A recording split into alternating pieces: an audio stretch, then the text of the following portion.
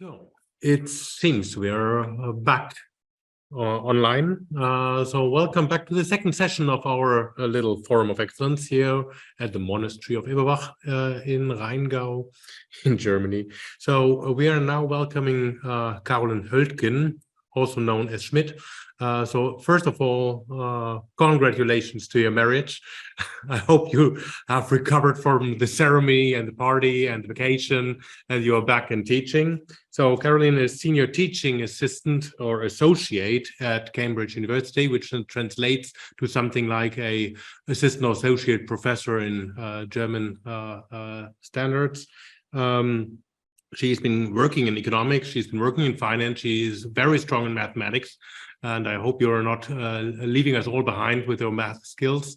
But she has a very important topic, namely how do immigrants end up with their demand and occupation of housing. This is something in an age of migration that will be relevant for many countries. So Carolin, thank you that you're with us, and now the floor is yours. Thank you, Tobias. Let me just see if I can share my slides. Yes. After three. Yeah, works. You would expect that it works. Good. Thank you so much for inviting me to speak at this fantastic event. It's been really interesting to listen to this huge variety of different and very important topics. Thanks also for the wedding wishes. I used the opportunity to not only get married, but also to move up in the alphabet, which always helps when you write publications with economists. So what my research area is generally about is not really cities, it's not really about real estate. What I'm really interested in is people and how people make decisions, both in financial and in housing, in financial and in the housing realm. And this paper that I'll present today is on immigrants in the UK housing market, and it's written by immigrants in the UK housing market. So all of us are immigrants, and the reason why we started writing this paper was because we were just interested in how we fare compared to the native population in terms of our housing outcomes. So maybe just very briefly, what is the literature that we contribute to, and what are the findings that other people before us have discovered? So there is a very long literature on aid at arrival, and this is really what we're interested in. So when you immigrate to a country, you do this at a certain age. You might be a child moving with your parents, or you might be an adult making this decision on your own. But this age at which you arrive in your new host country, has links to your socioeconomic outcomes. What the literature has found is that generally, the earlier you are, the younger you are when you immigrate to another country, the more likely is it that you achieve the same socioeconomic outcomes as the native population, for example, in terms of housing, schooling, etc. This is down to language proficiency, but also to acculturation. So language and culture is something that you will see a lot in this presentation. So what is it that we are doing? So there is also literature also already on housing, but we think that our study has something to add to the findings that others such as Myers et al. have produced. So we have a lot of contributions, not only on the, let's say, on the content side of things, but also on the data side. We have a fantastic data set. It's representative of the UK population, not only for the native population, so all the residents living in the UK were born in the UK, but it's also representative in one specific wave of the data of all immigrants. And this is the wave that we use. It's the wave that was collected in the years 2014 to 16. So what we can see in the data is all the different countries of birth of all the immigrants that we have, and of course all of those who answered the question, because you're never forced to answer such questions, but we have around 150 different countries of birth of the immigrants that we can observe in this representative data set. We also have all different age at arrival groups, so that means we can observe anyone, whether you came to the country aged 3 months or 50 years, we observe every different age at arrival group, and that's a significant advantage compared to previous literature, which has mainly focused only on children immigrants. So we also observe adults immigrating to the country. Of course, this presents some problems. When you come or when you migrate as a child, it's usually not your own decision. You typically move with your parents, so your parents make the decision for you. If you immigrate as an adult, then it's your own decision. And of course, it's always a bit difficult to link these things to socioeconomic outcomes because of endogeneity. But we are aware of that, and really the goal of this study is to document average effects relating to different age at arrival groups, not necessarily to make causal inference. So we have this fantastic data set giving us all the countries of birth and all the age at arrival groups. That in itself, I think, is a good contribution to the literature, but also in terms of, let's say, theories and content, we add to the understanding of the role of language and culture in housing markets. We can say something on housing and neighborhood quality. We also add to the welfare magnet hypothesis. So I'm not a migration economist. One of my co-authors is. So the welfare magnet hypothesis says that people move to opportunity. So when when you can benefit, let's say, from housing welfare in a different country, then it's very likely that you move there. Or at least, when you're looking for welfare, you go to the countries which grant you a lot of welfare. So we can add to that literature as well. So what we really do is we use that data set, which is called Understanding Society. It's a longitudinal data set which spans over 30 years. We only look at one specific wave that, like I said, was the wave collected between 2014 and 16. And the reason why we use only that single wave is simply because this is the wave that contains an immigrant and ethnic minority boost sample, which means that for that specific wave, a lot of new immigrants were sampled into the data set.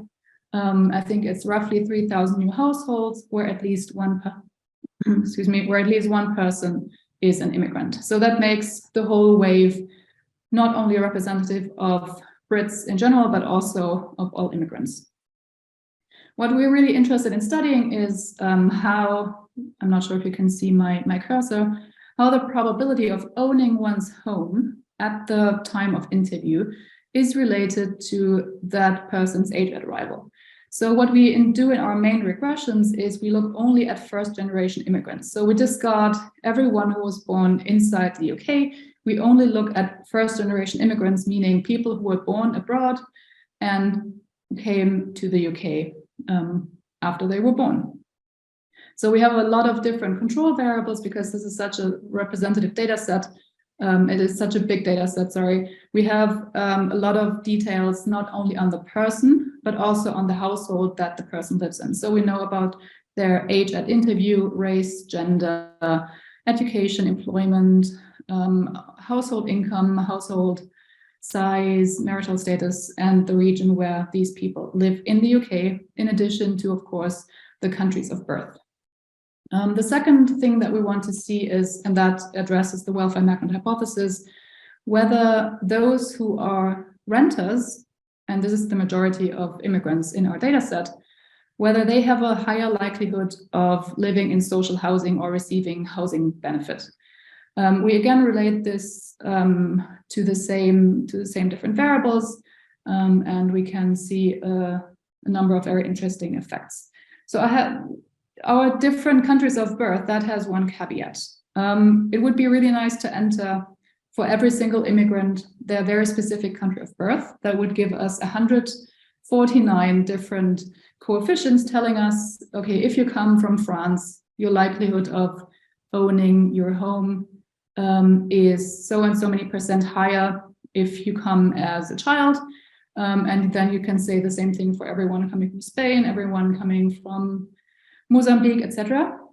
But we can't do that. That's computationally not feasible. So what we have to do is we take these countries of birth and we cluster them into regions, world regions of birth. So we have, for example, Eastern Europe, we have Central Europe, we have North America, etc. So we have to cluster this, but I think that's a good trade-off. Good. So Before I really start, I want to spare you the long tables with all the summary statistics, but I think you have to get a brief understanding of who it is that we study. So immigrants, first-generation immigrants, compared to the UK-born, are younger. They are more likely to be renters. They live in bigger households, which is not surprising. This is typical of immigrants normally. They are also more educated and more often employed. So who would want to restrict immigration? They're less often white. They're more likely to live in London, have either lower or higher household incomes than natives. So there is more mass at the tails of the distribution. They're also more likely to have inherited a home, which is something that I wouldn't have expected. They're also more likely to live in regions with more immigrants. I think this is very closely related to the fact that they're more likely also to live in London, and London is a very diverse, multicultural city. They're also more often affected by bad housing conditions. So this is something that we'll have a look at later as well. So I'm showing you coefficients compared to a control group. And the control group is the group that you can't see on the x-axis. So the control group is everyone who came to the country aged 0, but after birth and 5 years old. So what you can see here is that someone who immigrated to the UK aged 6 to 12 years is around 10% less, percentage points less likely to own their home than someone who came to the country aged 0 to 5. About the same is true for this age group. And what you can see is that these are the non-adults. As soon as you are an adult when you immigrate to the UK, you are significantly less likely to own your home than someone who came to the country aged 0 to 5. And this is also significant at the 5% level. So what you can see around the point estimate is a 95% confidence interval. So we are pretty certain that those arriving aged between 18 and 34 are about 30 percentage points less likely to own their homes than someone who arrived as toddlers, let's say. And the same is true for the older age groups, even though our estimates get less precise, and this is because we have fewer immigrants in the data set who arrived 55 years or older. And this is only for the baseline regression, which means that we only include age at arrival, but nothing else. Of course, it's very unlikely that this gives us a good estimate of the relationship between age at arrival and housing outcomes. So what we do next is we add more control variables. I don't have to go through all of these pictures in detail. What you see is that nothing much changes.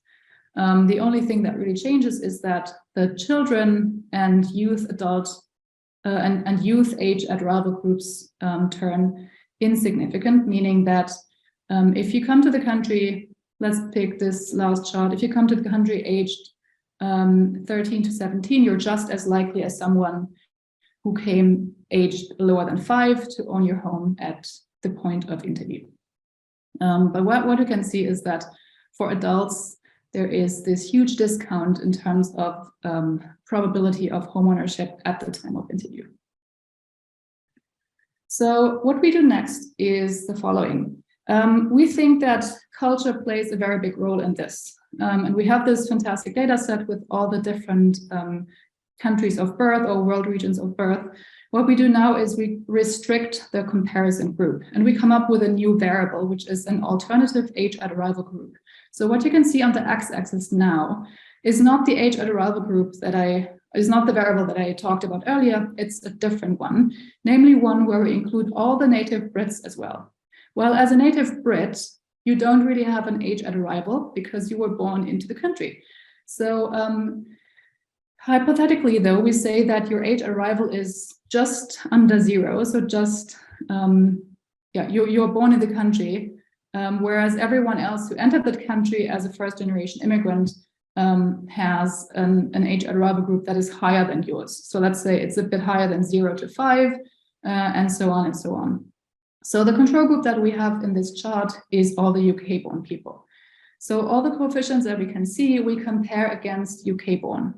We can still see the same picture. As children, So if you come to the country as a first-generation immigrant who came as a child, you're just as likely to own your home at the time of interview as someone who was born in the UK. For the adult age groups, again, this is different. So the magnitudes are roughly like the ones before on the slide before. So in the oldest age group, the discount is the highest, but also the coefficient is not very precisely estimated. Now, but perhaps all the UK born is not the best control group. We're talking about first-generation immigrants coming to the country, so perhaps we could compare them to second-generation immigrants in the country, because there may be people in the country whose parents were born abroad. So we now compare our first-generation immigrants to second-generation immigrants. So we drop everyone whose parent is not an immigrant. Now, when we do that, this is what we get. And we do this for mothers. So as our control group is now every second-generation immigrant whose mother was an immigrant. We can do the same thing for fathers. It looks exactly identical. So again, we see basically the very same picture. It looks as if the coefficients hadn't changed, and qualitatively they haven't really. So we still see this very striking age at arrival pattern, even when we restrict the control group to something that we find more similar to the first generation immigrants.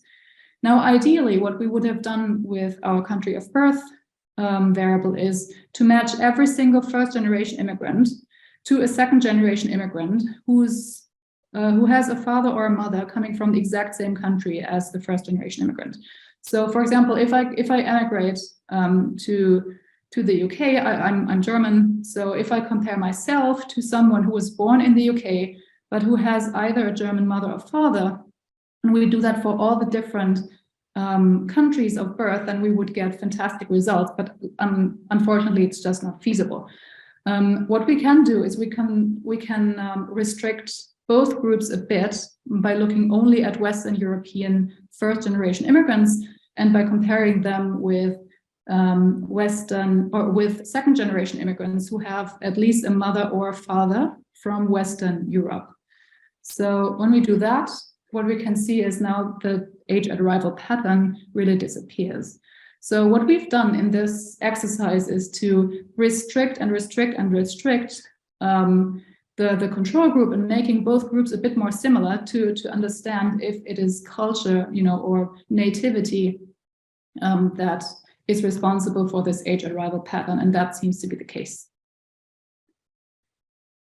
When we talk about culture, we normally talk about language as well. So what we do is we now introduce another variable. So in all the regressions that I've shown you, I've used all the variables that I've talked about, the UK region, household size, household income, age, race, etc. What I do now is I add another variable which proxies for culture or language. And in this case, the variable that I use is can speak English without difficulty. So there's one question in the questionnaire that asks, can you speak, what's your English speaking proficiency? And the answer is it can be, I can speak with some difficulty or without difficulty. Now we introduce this as a binary variable. So what we can see here is that everyone who says that they can speak English without problems is 7 percentage points more likely to own their homes than an immigrant who says that they cannot speak English without difficulty. And the interesting thing is, one thing is, this is a significant predictor of homeownership itself. So when you speak English without problems, you're 7% more likely to be a homeowner at the time of interview. That's one result. The other result is that as soon as we introduce that variable, the age at arrival pattern disappears. So we have no significant coefficients anymore. So someone who came to the country aged 18 to 38, once we control for the language variable, is just as likely to own their home than someone who came to the country aged 0 to 5 years old. Now we can do the same thing with different proxies. So for example, English reading ability. There's just one difference, namely English reading proficiency is not as strong, or it's not at all a predictor of one's homeownership probability, but it does turn these formerly significant coefficients insignificant. So English speaking or English reading ability really seems to explain the age at arrival gap. We can do two other things, namely look at attachment to the country. So for example, whether the person reports that they have UK citizenship, or whether they intend to stay in the country, even though this question was only asked of people 16 and older. What we can see here is that neither of the two is a strong predictor of homeownership. So it's not that you get citizenship or you say that you want to stay, which makes you put a bit more effort into becoming a homeowner. That's not the case. And also this significant age arrival pattern is not influenced by this cultural proxy or attachment proxy.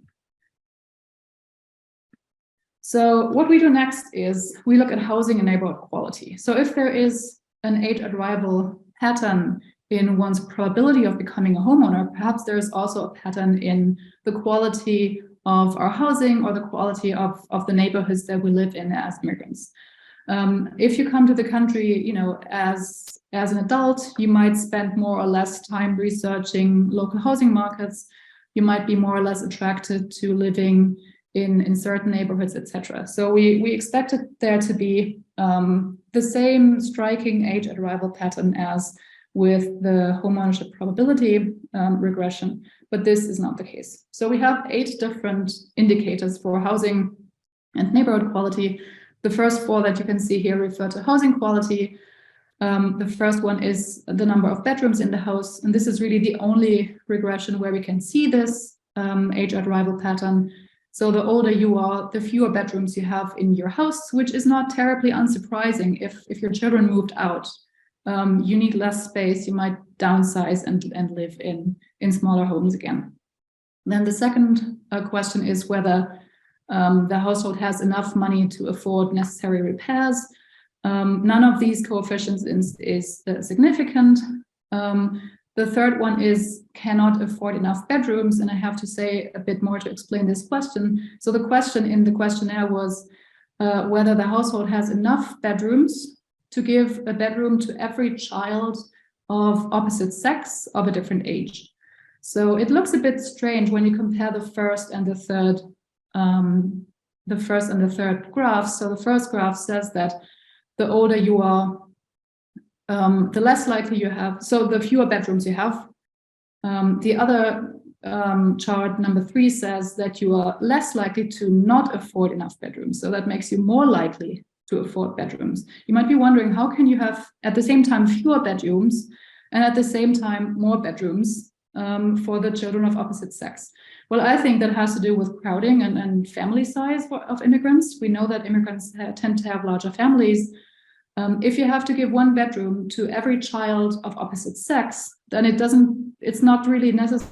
You don't necessarily need a bedroom for every child. You just need a bedroom for every sex, right? So you need 1 bedroom for the girls and 1 bedroom for the boys. And you might be able to afford this, but you don't need more bedrooms in the house on average. So the fourth graph is something that I'll come back to in a second, whether the respondent reports having problems paying for housing. And I have to be honest, I was a bit surprised seeing this picture because I was expecting immigrants of certain age to be more likely to have problems paying for housing. So if you come to the country age 0 to 5, you basically grow up as a Brit. You have the average education of a Brit, you have the average job type of a Brit, you have the average income of a Brit. If you come as you're older, you might come from poorer countries, you might have lower education, etc. So might have more problems paying for housing. But this is not the case here. Anyway, we'll have regressions on housing welfare in a second as well to see whether we can find something of interest here. So we have the same thing for neighborhood quality. Just a brief look at it. You can't really see any striking age at arrival patterns. There might be a bit here in the vandalism regression. So this is also interesting because it says that immigrants are less likely to report vandalism in their neighborhood. But apart from that, there is really nothing super interesting to say. We can see a bit that those who come as very young children are a bit more likely to live in pollution. We haven't tried to find out why this is the case. If any of you is interested in finding out more about that, please do it. Population and immigration is a very, very important topic.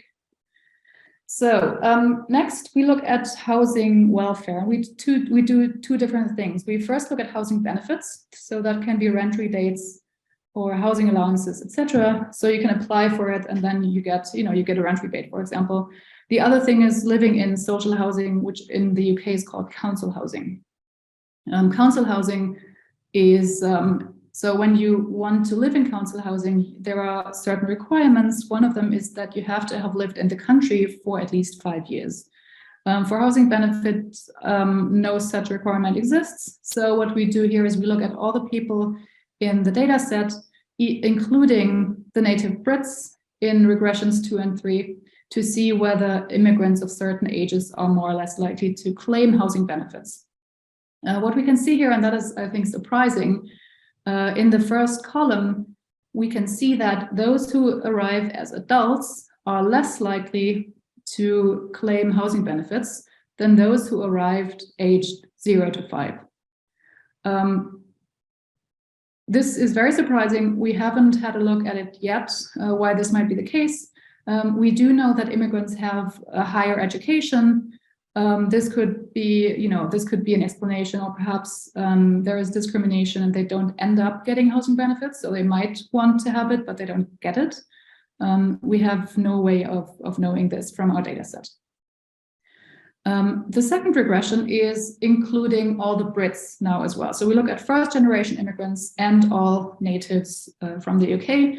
What we find here is we have this immigrant dummy, and that dummy variable tells us that immigrants are just as likely to claim housing benefits as Brits.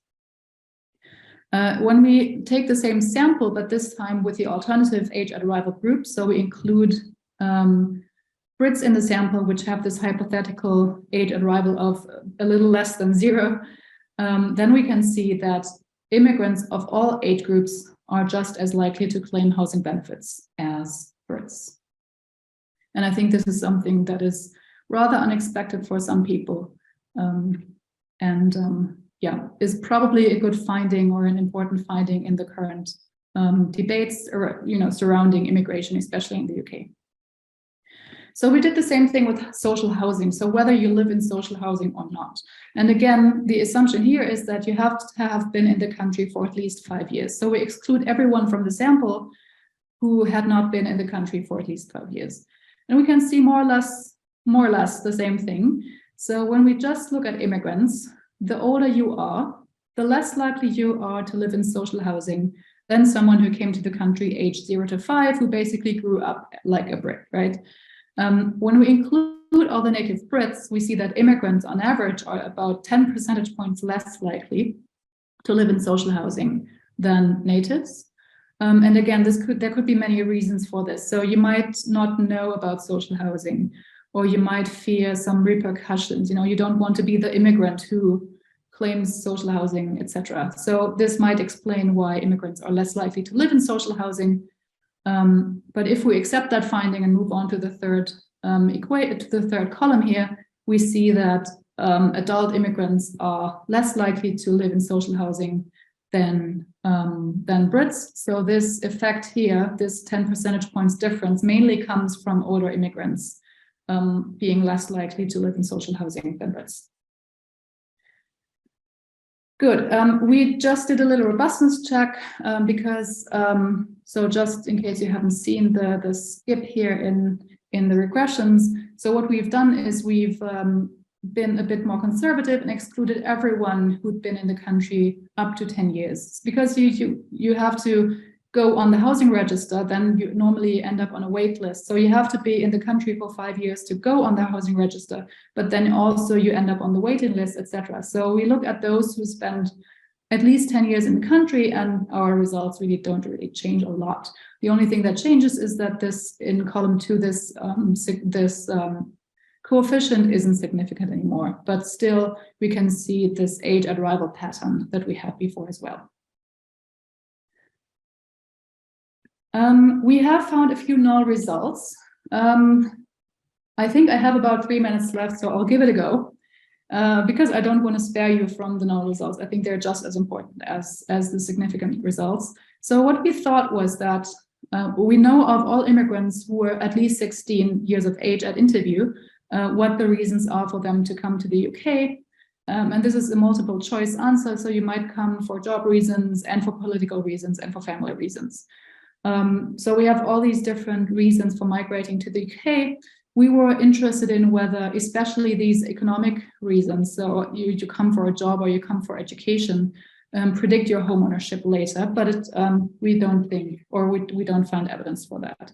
So what we do find, and I didn't show this because we have done many, many more things that I had time to show you, is that your actual job type does predict home ownership, but not whether you want to have a job in the UK. What we've also done is look at inheritances. So there are not many inheritances in the data set, but interestingly, immigrants are much more likely to have inherited a home in the UK. So what we thought was that immigrants, especially those that came to the country later, should be less likely to have inherited a home than natives.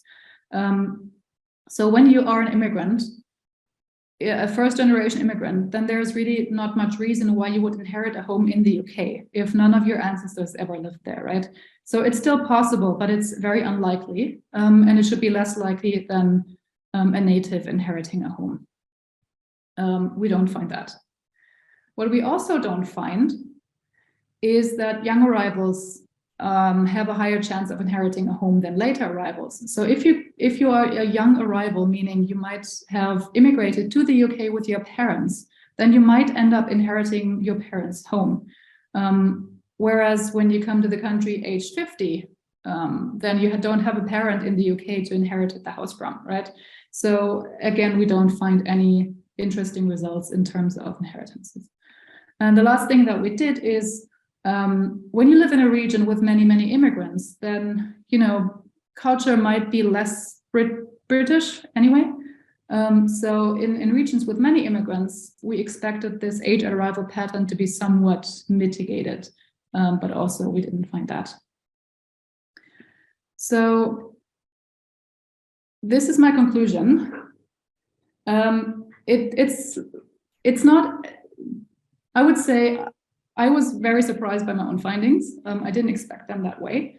What we do find is that immigrants are less likely to be homeowners than immigrants who came to the country when they were younger, and also less likely to be homeowners than those who were born in the UK. This is something that we expected, even though we know that immigrants are better educated.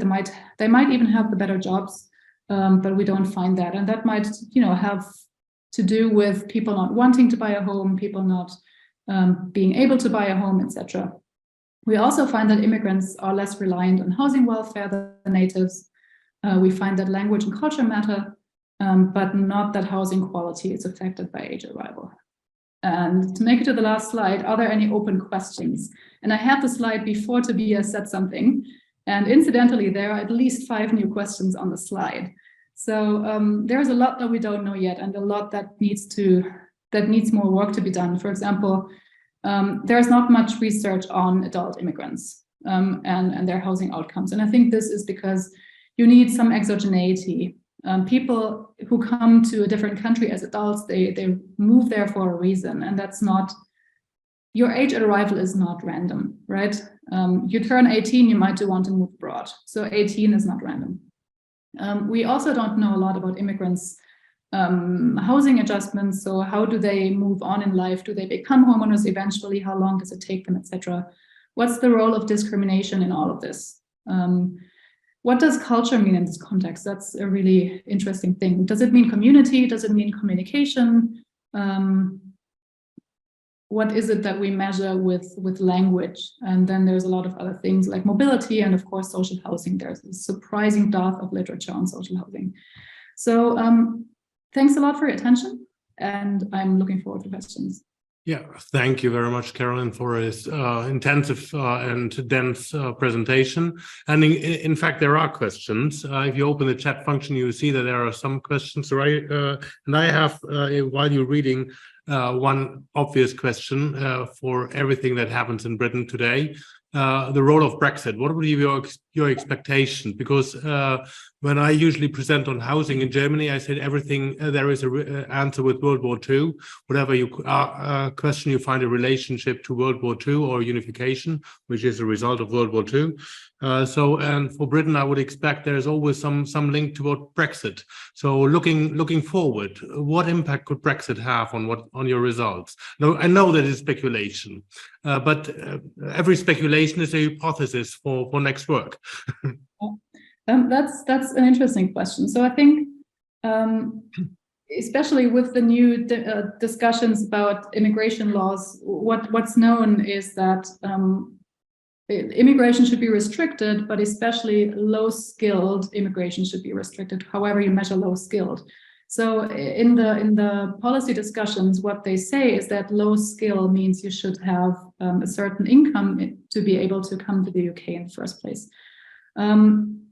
So I think what we'll find here is that people who are normally inclined to renting because they come to the country only, to live there temporarily, to work in agriculture, etc., those who are more likely to be renters anyway, they will be, well, less likely to come to the country.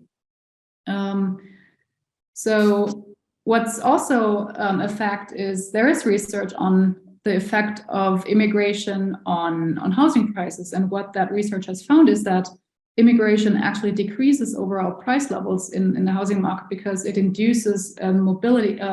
It induces the native population to move within the city to different regions.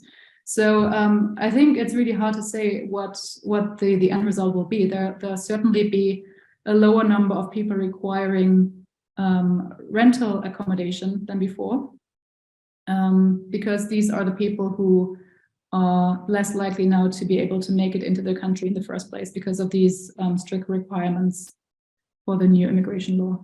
And if you open these questions in the chat, maybe you can comment on these too that were coming in. Actually, I can't see any questions in the chat.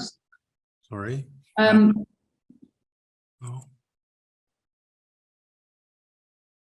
What is that? If you have.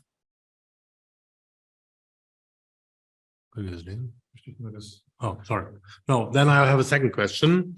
Namely, in Germany, there's a saying that we are a rental nation, a nation of renters. So you did, if I understand correctly, the country clusters, Western Europe. So you have Spain and Germany most likely being one cluster. So one of homeowners and one of renters. So have you tried different clusters, like clusters of typical renters and typical homeowners?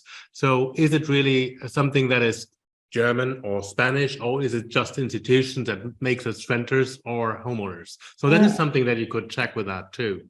I could. So I think Germans make up a rather large portion of immigrants, not as big as Indians or people from Bangladesh or Polish, for example, but there is a big ratio of Germans in my data set. It's just not, we haven't done it by country.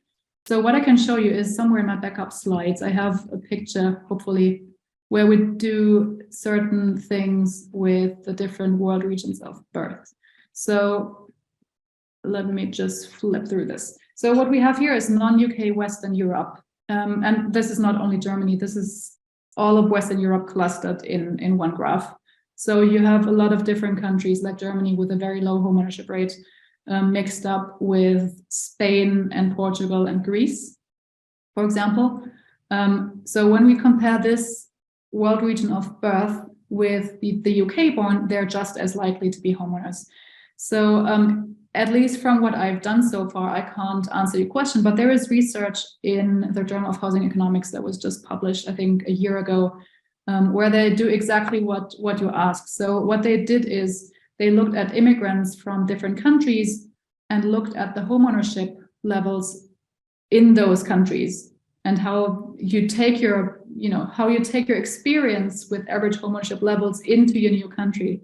And what they find is that, for example, and this is something that I asked myself as well, and I'm glad to have found it in the journal now, is that I, as a German, who I am, experienced, or I have made a lot of experience with renting in my life, I'm also more likely to stay a renter in the UK.